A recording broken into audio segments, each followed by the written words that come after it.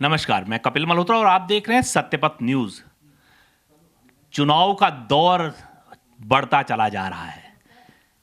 ये एक ऐसा रण है जिसमें दौड़ते ही रहना होता है लास्ट दिन तक, क्योंकि लास्ट समय तक मतदाता को अपनी सारी बातें बतानी होती है और मतदाता की सारी बातें सुननी होती है, क्योंकि वोट उसने देना है, मत उसने देना है और जनता तय करती है कि उसने किसको इस सीट पे बैठाना है। तो इसी क्रम में आपने देखा होगा कि लगातार हम महापौर के प्रत्याशियों से और पार्षदों से मिलते चले जा रहे हैं, तो अलग अलग वार्ड में हम मिलते चले जा रहे हैं। तो इसी क्रम में हम बढ़ चले हैं आज डुबकिया वार्ड से। वहां से भारतीय जनता पार्टी ने, एक राष्ट्रीय पार्टी है जिसने अपना प्रत्याशी बनाया है कविता शाह को। तो आइए मिलते हैं कविता जी से और जानते हैं कि आखिर क्या ऐसे वार्ड की कमियां हैं या क्या परेशानियां हैं जिसको लेकर के आज उनको चुनाव मैदान में उतरना पड़ा। क्योंकि महिला शक्ति, और हमने आपसे बार बार कहा कि मातृ शक्ति ही हमारे लिए बहुत महत्वपूर्ण होती है, क्योंकि मातृ शक्ति जहां कमान संभाल लेती है वहां घर भी चलता है और समाज भी चलता है। तो ऐसी मातृ शक्ति को यहां से मौका मिला है। तो आइए चलते हैं, बढ़ते हैं और मिलते हैं कविता शाह जी। कविता जी, सबसे पहले तो हम आपका स्वागत करते हैं अपने चैनल में। धन्यवाद आपका। सबसे पहले मैं सत्यपथ न्यूज़ चैनल का धन्यवाद करती हूँ कि उन्होंने मुझे बोलने का मौका दिया है। कविता जी, बहुत खुशी की बात यह है कि एक राष्ट्रीय दल भारतीय जनता पार्टी, जो इस समय विश्व में नंबर 1 में चल रही है पार्टी, ऐसी पार्टी ने आपको अपना पार्षद का प्रत्याशी बनाया है। तो उसके लिए आप अपने इस पार्टी से क्या कहना चाहेंगे हमारे चैनल के माध्यम से?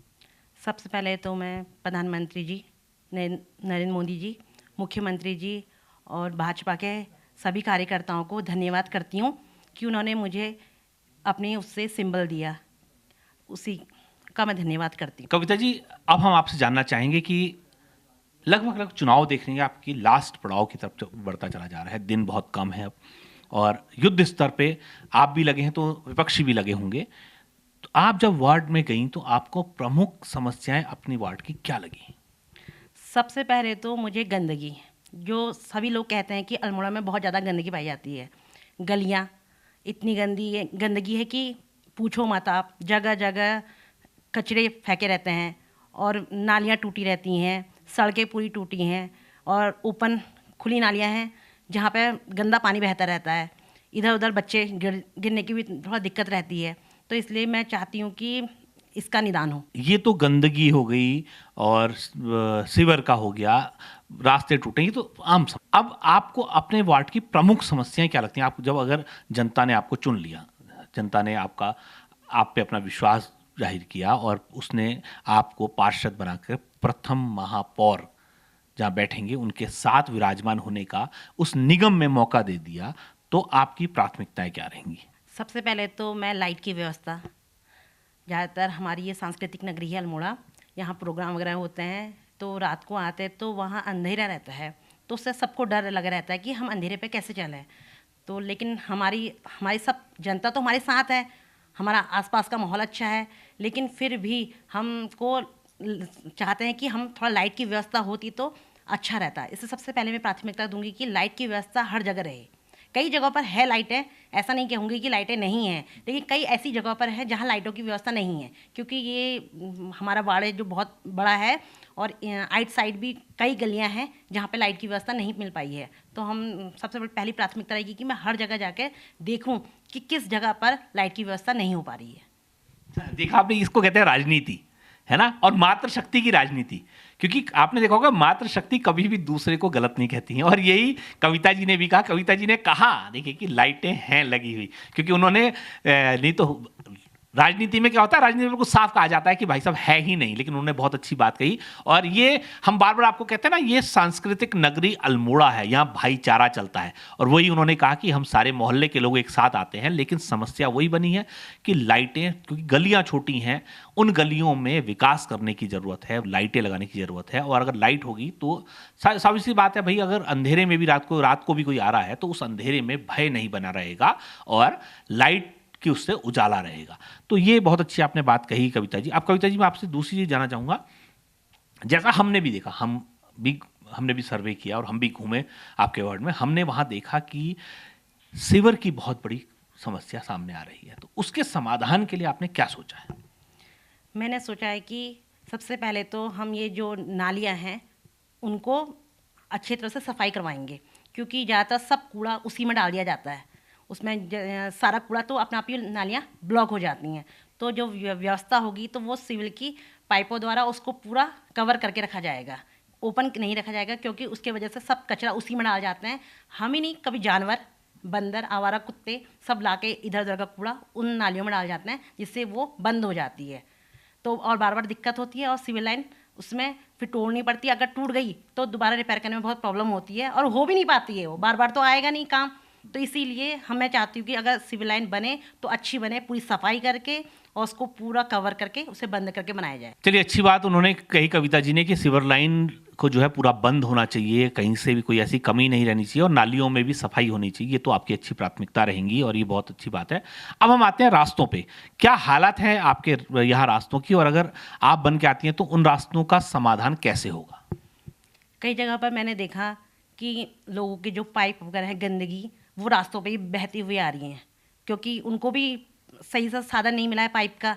तो वो सब सीढ़ियों पे टूटी फूटी सीढ़ियाँ, हम नीचे गए थे डुबकिया से ये राजपुरा साइड को, तो वो वार्ड मेरा आता है। तो मैंने देखा कि वहाँ सीढ़ियों पे ही उनका सारा गंदा पानी नीचे को बह रहा था। अगर हम रास्ता सही कर देंगे तो वो भी अपने आप ही, घर वाले भी, तो अपना पाइप अंडरग्राउंड डाल सकते हैं। अगर हम ही रास्ता सही नहीं करेंगे, हम ही रास्ता सही नहीं बनाएंगे तो वो लाइनें भी सही नहीं। हाँ, रास्ते ठीक होंगे तो स्वाभाविक सी बात है, जब अच्छा रास्ता होगा तो दूसरा भी गंदगी नहीं डालेगा, ये सारी चीजें। अब हम आते हैं एक मुद्दे पे कि अगर जनता आपको चुन भी लेती है, जनता ने आपको पार्षद बना के भेज भी दिया, विपक्ष बार बार एक आरोप लगाता चला आया है, और अल्मोड़े पे खास करके हम कहना चाहेंगे कि अल्मोड़े पे हमेशा ये बात आई है कि सरकार यहाँ जो है बजट कम देती है या बजट देती ही नहीं है। कई मामलों में जो है पूर्व में कहा गया है कि बजट की कमी के कारण काम नहीं हो पाया। तो ऐसी परिस्थिति में, क्योंकि केंद्र में भी आपकी सरकार है, राज्य में भी आपकी सरकार है, तो आप कैसे बजट को ला करके काम करा पाए? ऐसा नहीं है, पहले तो बजट मिलता है, लेकिन कुछ कारणों से, जैसे आपको पता है कि नगर निगम में भी और विधायक में भी कांग्रेस की पार्टी आई है, तो बजट तो मिलता है लेकिन कुछ इशू के कारण वो बजट नहीं हो पाता। अगर आप हमें मेयर पद पर भी और पार्षद पद पर भी, आप अगर, जब हमारी केंद्र सरकार भी है और राज्य सरकार भी है, और अगर आप मेयर पद पर भी और पार्षद पद पर भी भाजपा की सरकार लाएंगे तो उससे अच्छी नीति बन पाएगी और अच्छे काम हो पाएंगे। ये नहीं है कि अल्मोड़ा में काम नहीं हुए हैं, बहुत से काम हुए हैं, लेकिन वो नीति नहीं बन पाई है, जिस कारण थोड़ा दिक्कत हो। कविता जी ने भी बिल्कुल साफ कर दिया कि बजट तो मिलता है, लेकिन वो ये नीतियों की बात बिल्कुल सच्चाई है। भाई, नीतियां तो बनानी पड़ेंगी। पब्लिक ने जब भेजा है जीत करके हमें, तो उनके लिए सोचना पड़ेगा। तो ठीक है, मतलब आपका कहना है कि केंद्र में भी सरकार है आपकी, राज्य में भी है, और अगर मेयर भी आपका बनता है और पार्षद आप बन के आती हैं तो बजट में कोई दिक्कत नहीं आएगी, तो लोगों को फायदा ही होगा। तो अब हम आखिरी सवाल की तरफ चलते हैं आपसे कि अगर ये जनता आपको जिताती तो आप इसको क्या सौगात ऐसी है जो सबसे पहले देंगे? क्योंकि केंद्र में भी आपकी सरकार है, राज्य, अगर यहाँ कोई बीमार होता है तो उनके लिए क्या समाधान होगा? तो ये चीज मैं आपसे जानूंगा, क्या ये सौगात आप सबसे पहले उनको देंगी? बिल्कुल, आपने बिल्कुल सही कहा। आज तो मैं ये पार्षद पद के लिए उठी हुई हूँ, लेकिन हम कई सालों से, 14 साल मेरी शादी को हो गए, उससे पहले कई सालों से हमारे घर पे स्ट्रेचर, व्हीलचेयर हमारी दुकान पे रखा गया है। हमारे यहाँ कई मोहल्ले के लोग हमारे वहाँ से स्ट्रेचर और व्हीलचेयर मांगते हैं, चाहे वो रात के 12 बजे मांगे, चाहे वो सुबह 6 बजे मांगे, हमेशा हम तत्पर रहते हैं। यही नहीं कि मेरा 9 साल का बेटा है, वो भी अगर हम इस घर पे शिफ्ट हो गए तो वो भी, अगर हम नहीं है तो वो चाबी लेके वहाँ चले जाता है स्ट्रेचर देने के लिए।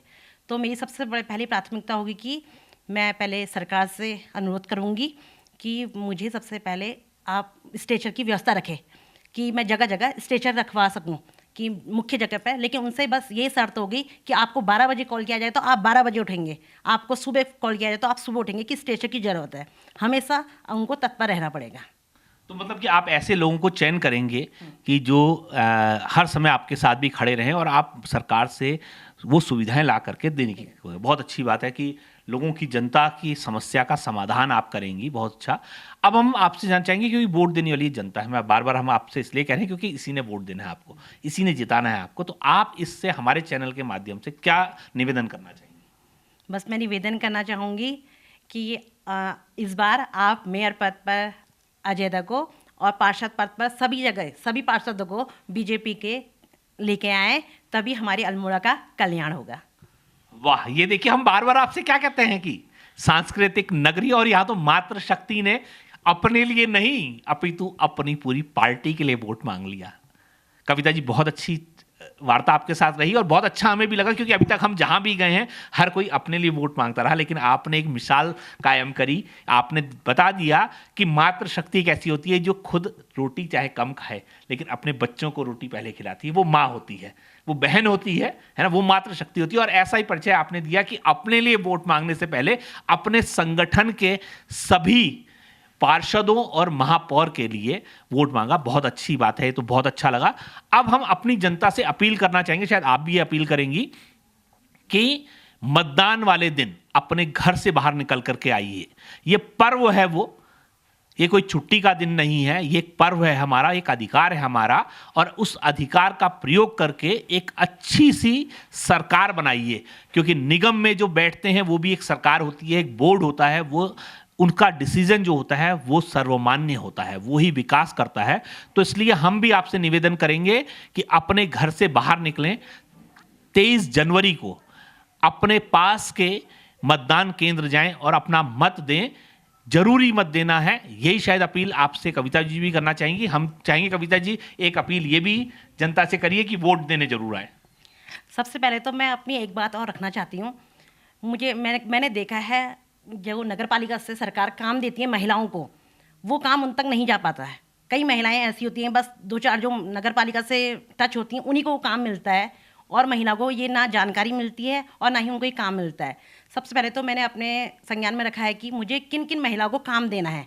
तो मैं दिमाग में मेरा वही चलता है कि किसकी मदद हो सके। देखो, सरकार की योजनाएं तो आती हैं लेकिन उन तक मदद नहीं मिलती है, तो मैं एक ऐसा माध्यम होंगी जो उन तक उनकी मदद पहुंचाऊंगी और उनको वो काम दिलवाऊंगी। और दूसरी है, मैं सभी लोगों से अनुरोध करती हूँ कि कृपया आप 23 तारीख को प्लीज़ अपना अपना मतदान जरूर दीजिए। धन्यवाद। तो इसी के साथ आज मंच में विदा लेते हैं कविता जी से, और फिर जुड़ेंगे। अगर आपके भी कोई सवाल हैं ऐसे जो आप कविता जी से करना चाहते हैं या किसी भी प्रत्याशी से करना चाहते हैं, तो आप सत्यपथ न्यूज़ पे बात कर सकते हैं। और इसी के साथ आज विदा लेते हैं कविता जी से। कविता जी, बहुत बहुत धन्यवाद। धन्यवाद।